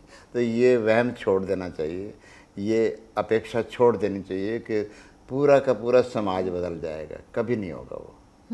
राम के समय रावण है, राम के समय सब तरह की उपद्रव हैं, कृष्ण के समय सब है, किसी भी बुद्ध के समय भी अंगुलीमाल हैं, सब हैं, सब वो ये जीवन का संतुलन है, वो चलता है। प्रकाश अंधकार रहेंगे, विपरीत विरोधी ईंटों से ही महल खड़ा होता है, नहीं तो होता नहीं है। फिर जीवन का अर्थ खत्म हो गया। रावण के बिना राम अधूरे लगते हैं, कोई कहानी नहीं है उसमें, फिर कोई क्यों रस लेगा कोई। हाँ, ये बात तो ठीक है कि सब लोग अलग अलग तरह के होंगे और हमेशा एग्जिस्ट भी करेंगे क्योंकि अलग विचारधाराएं उनकी होंगी। अब जैसे ये मान लो वनस्पति है, वनस्पति से चेतना पशु बनी, पहले पत्थर थी, ये चेतना का विकास है, फिर बंदर बना, फिर बंदर से मनुष्य बना, एवोल्यूशन है। तो एवोल्यूशन प्रोसेस को आप कैसे रोक दोगे? एवोल्यूशन में तो चिंपैंजी आएंगे, सब आएंगे, तो वो फिर वो मनुष्य भी बनेंगे। जैसे हरमन हेस की कहानी में वो सिद्धार्थ कहता है कि जब इस पत्थर में किसी दिन बुद्ध की प्रतिमा उजागर होगी तब उसको ये तुम्हारे लिए पूजनीय हो जाएगा। अभी तो, लेकिन बुद्ध तो अभी भी विद्यमान है ना इसमें, लेकिन इसको लाखों साल लगेंगे आने में। तो वो विकास का क्रम चल रहा है, पर सारा एक साथ कैसे हो जाता, तो खेल ही खत्म हो गया। ख़ास तौर पे मतलब मेरा जो सवाल था वो इसलिए भी था, वो जब शादी जैसे एक ऐसी संस्था की बात करते हैं जो हमारे लिए सबकॉन्शियसली उसको सिखाया बताया जाता है, वो हमने बचपन से देखी है, वो हमारे लिए नेचुरल है। तो वहाँ पे जब वो शादी को लेके रेवोल्यूशन की बात करते हैं, तो ऐसे में आपको लगता है कि वो सोसाइटी का जो बेसिक स्ट्रक्चर है वो गड़बड़ हो जाएगा? वो तो अच्छा है, होना चाहिए, तो विकास तभी होता है, क्योंकि नहीं तो फिर उसमें जड़ता आ जाती है। हाँ। अगर सारे एक ही जैसे, फिर तो फोर्ड की कार फैक्ट्री से निकल रही हैं, वो सारे एक जैसे ही हैं। तो चेतना में तो उथल पुथल होती ही होती है। लेकिन जैसे आप चेतना की बात कर रहे थे कि पत्थर पे वनस्पति से चिंपांजी फिर ह्यूमन हुए, लेकिन आपको लगता है कि स्पिरिचुअली जो एक ह्यूमन है, हाँ, फिर बुद्ध पुरुष निकलते हैं उन्हीं में से। हाँ। कि जो एक ह्यूमन है, जो ह्यूमन सिविलाइजेशन है पूरा, उनमें भी अलग अलग तरीके के लोग हैं और उनकी चेतना का स्तर अलग अलग है। बिल्कुल है। तो उनको भी अलग अलग जन्म लगते हैं फिर उस चेतना के। बिल्कुल, जितना विकास इस जीवन में हुआ है, अगर पूर्ण विकास नहीं हुआ तो आपको दोबारा आना पड़ेगा। तो आपको लग रहा है कि अभी भी क्या ओशो कम्यून में ऐसे बुद्ध पुरुष अभी हो रहे हैं? हो रहे हैं, वो ज़रूर हो रहा है हर जगह। कम्यून तो मतलब कम्यून हमारा जो संघ तो पूरी दुनिया में फैला हुआ है, कोई चार दीवारी के भीतर है नहीं। डेफिनेटली हो रहे हैं। और ओशो खुद अपने जीवन के बारे में बताते हैं कि मैं अगर 3 दिन और जिया होता पिछले जन्म में तो मेरी घटना उसी समय घट जाती। एनलाइटनमेंट दोबारा नहीं आता मैं। लेकिन उन 3 दिनों को पूरा करने के लिए 21 साल का मोमेंटम, मैंने 21 साल लगे वो उसी मोमेंटम में आने में। हाँ, जब वो जो उनकी घटना है कि वो आत्मा निकल के उनके पेड़ पर चली गई थी और वो आत्मा तो इसी जन्म में निकल के गई थी। हाँ। पर वो जब पूर्व जन्म में 700 साल पहले अनुष्ठान कर रहे थे 21 दिन जो 18 दिन का एनलाइटनमेंट 3 दिन में हो जाती, पर किसी शिष्य ने, किसी व्यक्ति ने उनको कत्ल कर दिया उनका, तो अधूरी रह गई जर्नी। उस जर्नी को पूरा करने के लिए 700 साल बाद उनको जन्म मिला और वो उस 3 दिन को 21 साल में पूरा कर पाए, क्योंकि मोमेंटम टूट गया। तो ये है कि अगर वो कहते हैं, मैं तो कहता हूं, हमारे लिए सौभाग्य है कि वो किसी ने मारा और वो दोबारा आ दोबारा सके। कि हाँ हाँ, तो नहीं तो ये सब हमें कौन उस पथ पर ले चलता। होते नहीं होते, कौन होता पता नहीं, लेकिन ये हमें मिले, ये हमारा सौभाग्य है। उस समय नहीं बने तो अस्तित्व ने जो खेल खेला वहाँ पर, तो वो पूर्णता नहीं हुई थी, इसलिए उस अपूर्णता को पूर्ण करने के लिए इस जन्म में आना हुआ। ये तो मुझे लगता है कि आप ही महसूस कर सकते हैं कि हाँ। कैसा अनुभव होगा। एक बात और ये कि जब एक उनकी वो किताब है, मैं कहता आँखन देखी, हाँ। तो उसमें ये बात है। नहीं, ये प्रसंग तो खैर मैंने सुना भी है। हाँ हाँ एक बात और ये कि जब कम्यून बनता है और उसका एक बिजनेस मॉडल भी बनता है, खास तौर पे जब बात कोई गुरु स्पिरिचुअलिटी की करे, ओशो जैसे गुरु भी स्पिरिचुअलिटी की, अध्यात्म की, चेतना के जागरण की बात करें, वहाँ पे जब कम्यून बन जाए और उसका एक बिजनेस मॉडल बने, तो आपको लगता है कि स्पिरिचुअलिटी का जो एसेंस है वो कहीं खो जाता है? ये हम पर निर्भर करता है कि हम किस चीज़ को ज़्यादा महत्व देते हैं। एक तो होती है स्ट्रक्चर आपने बना दी, लेकिन आपने उसका एसेंस का, आत्मा का, प्राण का विस्मरण नहीं किया। एक है कि आप उसी में लिप्त हो गए, जैसे बाजार हो गए या होटल हो गए आप। तो आश्रम को होटल नहीं बनने देना है। स्थापनाओं को उसमें जब तक ध्यान होता रहेगा तब तक वो स्ट्रक्चर भले कैसी भी हो, तो भी उसकी आत्मा जिंदा रहेगी। ध्यान अगर पूरे प्राणों से हो रहा है वहाँ पर, और प्राणवान लोग ध्यान कर रहे हैं, तो कैसी भी स्ट्रक्चर हो, झोपड़ी हो कि महल हो, झोपड़ी में तो आप साधारण भिक्षु की तरह रह सकते हैं, और महल में राजा जनक की भांति रह सकते हैं आप। हाँ। पर वो भी पहुंचा हुआ व्यक्ति है, और इधर झोपड़ी में रहने वाला भी पहुंचा हुआ व्यक्ति है। तो बाहर के जो स्ट्रक्चर हैं, सहयोगी भी बन सकती हैं, बाधा भी बन सकती हैं, अगर व्यक्ति जागृत ना हो, जागा हुआ ना हो। लोभ में पड़ गया, महत्वाकांक्षा में पड़ गया, सांसारिक खेल में पड़ गया, तो फिर वो भटकेगा। आपको लगता है कि ओशो कम्यून उस बिजनेस मॉडल से बचा रह गया है, या ऐसा नहीं है कि उसमें सारे के सारे लोग ऐसे होंगे, ऐसा नहीं है। दो चार लोग जो जिनको व्यवस्था देखनी होती है, वो जैसे कहते हैं ना, power corrupts, absolute power corrupts absolutely. तो ये संभावना होती है कि कोई व्यक्ति कहे कि अब तो मुझे परवाह नहीं है। तो इसलिए ओशो ने जो पावर का विभाजन किया था कि 21 लोग चलाएं, 21 का इनर सर्कल बनाया था। तो जब ये वो उन्होंने पुणे में बनाया या अमेरिका जाने के यहाँ आने पुणे के में? यहाँ पुणे में बनाया, और अंत में 21 लोगों को ही जॉब दे के गए थे कि आप लोग इस काम को देखना है। अब वो 21 अगर बिखर जाएंगे और 4 लोग ही बचेंगे, तो वो 4 लोग तो फिर अपनी मनमानी करेंगे। पर उनका भी ये है कि उनके ऊपर चेक कोई है नहीं। जैसे 4 लोगों ने वहाँ ट्रेडमार्क और कॉपीराइट की बिजनेस शुरू कर दी, तो ये तो कम्यून के दायरे में नहीं हुआ। कम्यून तो संघ है, उस पर बैठ के सारे विचार करते हैं, कोई भी चीज़ होती है, या 21 करते विचार, तो वो हुआ नहीं।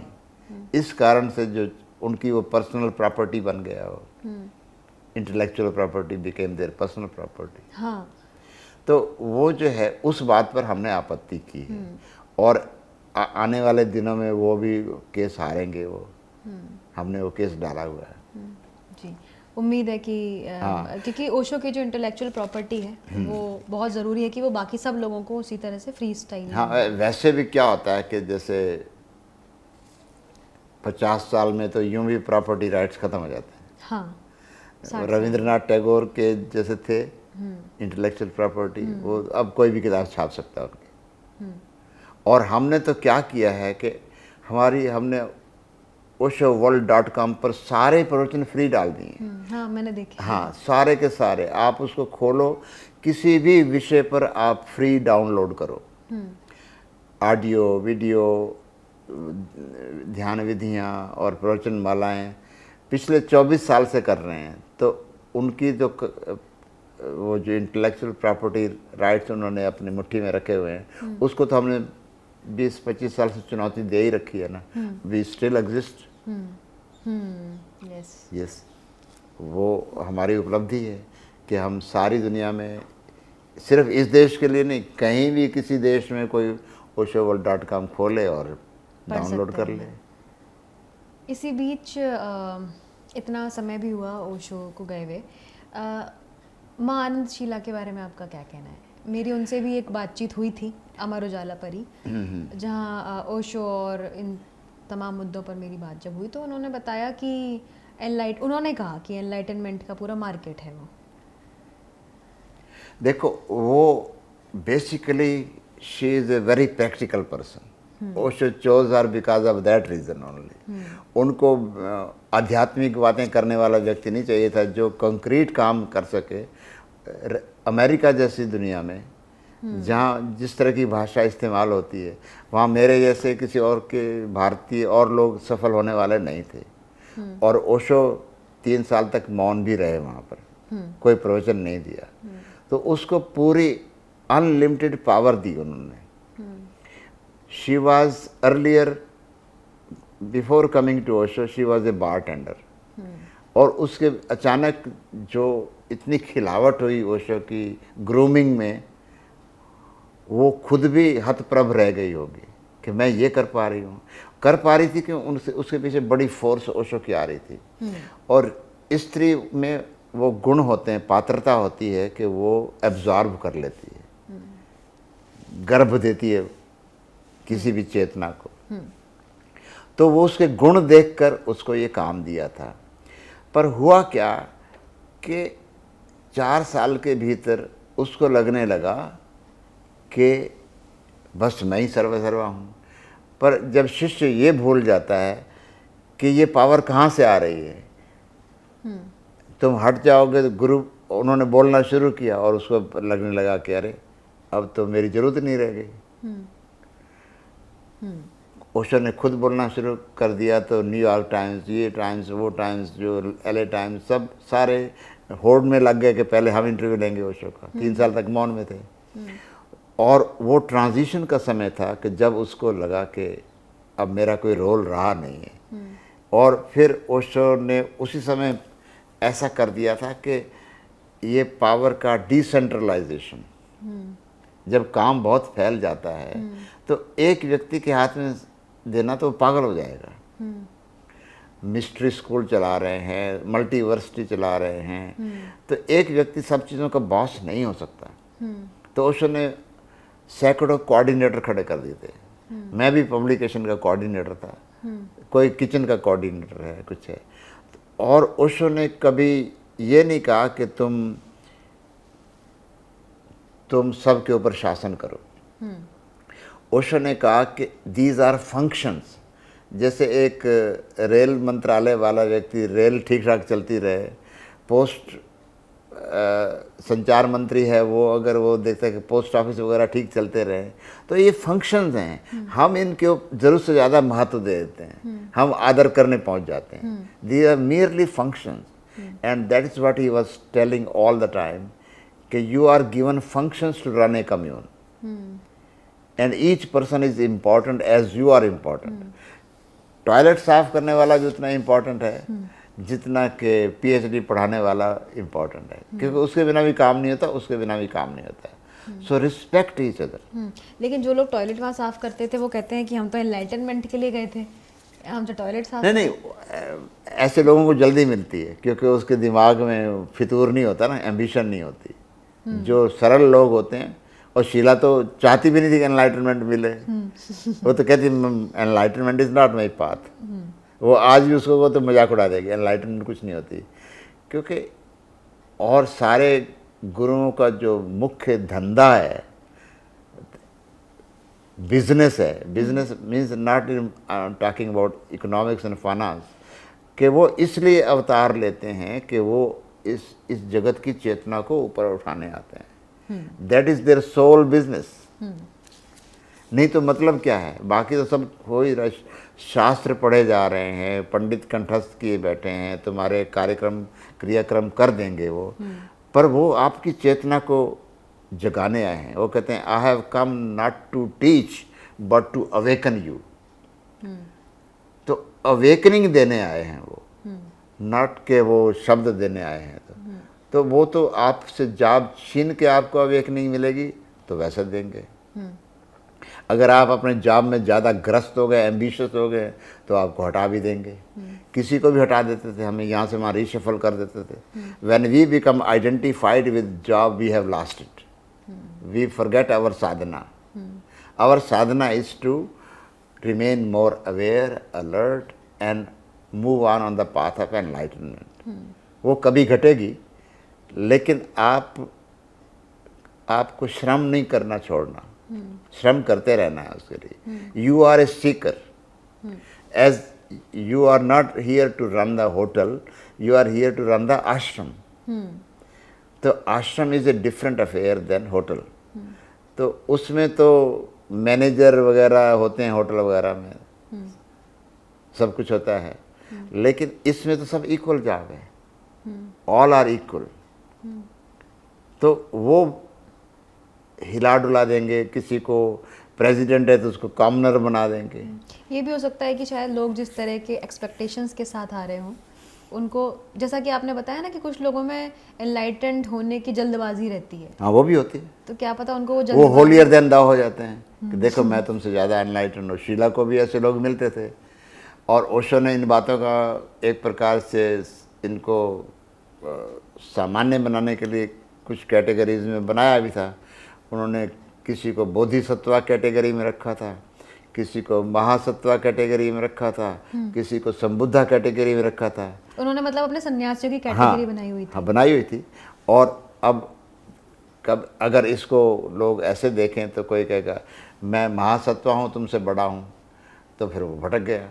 बड़ा छोटा तो है ही नहीं ना, तुम साधना पथ पर हो। कोई कहे मैं संबुद्धा हूँ, तुमसे बड़ा हूँ, तुम तो सिर्फ बोधिसत्व हो। हाँ, तो वो अकड़ आ गई, तो फिर तुमने अहंकार आ गया। तो किस आधार पर तय करते थे कि आप? वो तो हमेशा ओशो पंक्चर करते थे हर व्यक्ति का अहंकार। गुरु का काम क्या होता है? गुरु का काम मुख्यतः ये होता है कि जैसे कुम्हार घड़ा बनाता है ना, अंदर से संभालता है, बाहर से थपथपाता है। एक हाथ अंदर होता है और दूसरा बाहर से शेप देता है उसको। और गुरु कुम्हार शिष्य कुंभ है, ऐसे तो कबीर की लाइन है। तो वो ओशो हम सब के साथ करते रहे, ठोकते भी रहे हमें क्रिटिसाइज भी करते। वो सिर्फ जगाने के लिए था। गुरु अपना काम करता है। जैसे वो कहते भी थे कि मेरे आसपास के भी कुछ लोगों में जो हैं वो बुद्ध पुरुष हैं। हाँ, और उनको मैं घोषित नहीं करता हूँ क्योंकि तुम उनसे जेलस हो जाओगे। हाँ, ये उन्होंने कहा है तो बहुत, पर तुम अनावश्यक उनको तंग करोगे, जेलसी आ जाएगी तुम्हारे कि ये साधारण सा आदमी कल ऐसा था, आज कैसे एनलाइटेंड हो गया। ये होता है काम, हर किसी की, ये हमारे स्वभाव में ऐसी बातें होती हैं। और इवन रामकृष्ण परमहंस का जो शिष्य विवेकानंद थे जी। तो एक कालू था उनके आश्रम में, और वो देवी देवताओं की पूजा करता था, अपने कमरे में बना रखा था। और विवेकानंद हमेशा उसका मजाक उड़ाए कि वो तो इंटेलेक्चुअल थे, महाबौद्धिक आदमी, दुनिया भर में टॉक देने वाले। कालू क्या करता रहता है, तू तो अंधविश्वास वाली बातें करता रहता है। और जैसे ही एक दिन विवेकानंद को सबसे पहली झलक मिली समाधि की, तो उसके मन में विचार आया कि मैं कालू के ना ये फिकवा देता हूँ, सारे जो देवताओं की पूजा करता है, मूर्तियाँ। और कालू ने क्या किया कि एक चादर में सारी मूर्तियाँ रख के सागर में डालने जा रहा था। तो रामकृष्ण परमहंस ने उसके पीछे दौड़े कि क्या कर रहा है तू? कहते ये सब बेकार है, मैं फेंक के आ रहा हूँ। ये तेरा अपना विचार नहीं है, वो मूर्ख विवेकानंद, उसने तेरे भीतर ये विचार डाल दिया है क्योंकि उनको झलक मिली है, उसके भीतर ये विचार आया, रख वापस ले चलो उसको, सारा कुछ फेंकना नहीं है कुछ भी। तो विवेकानंद को भी डांट दिया कि तुझे पहली झलक मिली समाधि की और तुमने उसका दुरुपयोग किया, उसको प्रभावित किया। तो ये नहीं करना चाहिए कि तुम्हें थोड़ी पावर आई भीतर पहले दिन, तो अब मैं तेरी चाबी अपने हाथ में रखूँगा, जब तक जब आखिरी तुम शरीर छोड़ने वाले होगे 3 दिन पहले चाबी वापस दूंगा। तुमने पावर को दुरुपयोग किया है। तो वो गुरु इस तरह के काम करता है। गुरु आपको भटकने नहीं देना चाहता कि तुम्हें सिद्धियां मिल गई तब सिद्धियों का दूसरे पर उपयोग करो। तो ये गुरु का सबसे बड़ी ये एक प्रकार से उसको ये जागरूकता रखी होती है कि मेरा शिष्य भटक ना जाए। और आध्यात्मिक शक्तियाँ और ज़्यादा भटकाती हैं, और ज़्यादा भटकाती हैं। हाँ, क्योंकि तुम गलत राह पे चले गए ना, रासपुटिन की राह पे चले गए। आपको लगता है कि स्पिरिचुअलिटी का भी अब आज के समय में एक मार्केट खड़ा हो गया है? लोगों को लगता है कि इससे बहुत फॉलोअर्स बनाए जा सकते हैं या बहुत पैसा। हाँ, ये बचा नहीं जा सकता इससे, ये क्योंकि लोग वो कहते हैं जब एक असली सिक्का आता है तो बहुत नकली सिक्के मार्केट में आ जाते हैं और वो नकली सिक्के असली सिक्के को मार्केट से बाहर कर देते हैं। तो ये होता ही है, होगा ही, पर एक अलर्ट व्यक्ति सावधान रहेगा। जी। बीइंग ओशो फॉलोअर और आप क्योंकि खुद भी साधना करते हैं, मेडिटेशन भी करते हैं, बहुत सारे ऐसे लोग हैं जो यंग हैं और ओशो को सुनते हैं लगातार रील्स के ज़रिए या यूट्यूब पर उनके वीडियोस देखते हैं, किताबें पढ़ते हैं। आप उन लोगों को क्या कहेंगे कि किस तरह से उनको उनकी शिक्षा ग्रहण करनी चाहिए, लेनी चाहिए और अपनी लाइफ को शेप देना चाहिए? ये हम बड़े ट्रांजिशन के दौर से गुजर रहे हैं। अब वो AI आ गई है, हाँ। आर्टिफिशियल इंटेलिजेंस आ गई है और उससे बहुत बड़ा कांड होने वाला है कि जो ओशो का मूल स्वरूप है उसको AI बिगाड़ के अपने अपने ढंग से जो छेड़छाड़ करके लोग प्रेजेंट कर देंगे। कुछ भी शक्ल बना देंगे, हाँ। कुछ भी प्रवचन डाल देंगे, उनसे बुलवा देंगे। तो उस सब से सावधान रहना है और उसके लिए हमने ये जो oshoworld.com बनाई है उसमें हमने सारा कुछ शुद्ध रखा है। तो उनके फ़ोटो देखने हो, उनके वीडियो देखने हो, उनके प्रवचन पढ़ने हो, सुनने हो, सब शुद्ध रूप में वहाँ उपलब्ध है। तो दे शुड वॉच आउट कि वो उसके भ्रम में ना आ जाएं। वेरीफाई हमेशा करते रहें। अगर उनके सामने आर्टिफिशियल इंटेलिजेंस से कुछ भी उनको परोसा जाता है, लुभावना हो सकता है वो, पर उस धोखे में, वंचना में नहीं आए और ओरिजिनल पर आ जाएं। oshoworld.com को लॉग ऑन करें। और जब वो रिबेलियस होने लगे तो संसार के लिए, लोगों के लिए, फैमिली के प्रति। हाँ, तो ये तो अच्छी बात है, संसार को सपोर्ट करना चाहिए। कोई तो उनके भीतर, rebellion is the salt of this very earth, rebellion is necessary. बिना रेबल के इस जीवन में कोई रस ही नहीं है, जूस ही नहीं है। क्योंकि एक तो अदरवाइज तुम एक पुर्जे हो जो कहीं भी फिट हो जाते हो, तो वो फिर तुम्हारा अपना कोई गुण धर्म नहीं है, गुणवत्ता नहीं है।